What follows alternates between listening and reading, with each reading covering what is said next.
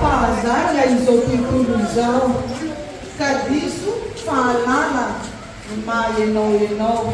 ianao lay mpitady vola ho an'ny tokantrano sy lehilahy masika ka mampahitangano sy mampipitrapitra ny zanaka maditra no mampahalala ry dadako malala kanefa tsy tsarono fa ianao no hery sy arokaotray lasy ianao mijery hiditranontsika so misy manapika volasana matory raha ao ianao mijoro hitamtaranay dia fona ny orooro mahatoky lalandava fa mbola ao idada fa ankoatr'izany sakaiza koa ianao miara-mikorano miara-milalao atao sovalivalo dia rivo sady fady nijaiko dia mifidry kanefa eny indrindra no ararotinao azerako zahay isedra maharary sy ady mahamay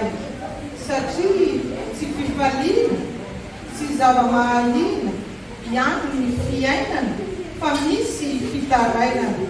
ka tsapanay sahady fa fanazarantena atolotrao ireny hitondra fahendrena dia mazoto hery dia mahazaho hery na marisarisa satria lazanao hoe mbola be ny osisa efa hitanay salina ianao sy ampiao voly kanefa dia izao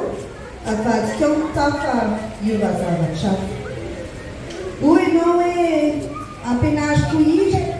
izay malavary kanefa lakasiry dia adintsika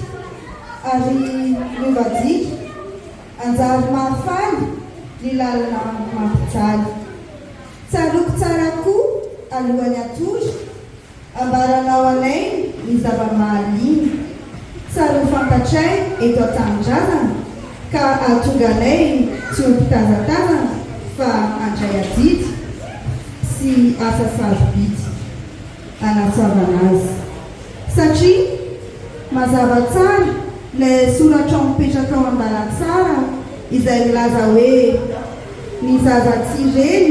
dia izay miasa tsara ho amin'ny firenena misaotra anao ry dada tononkalo nosoratan'ny rato tamin'ny 28 mai 1978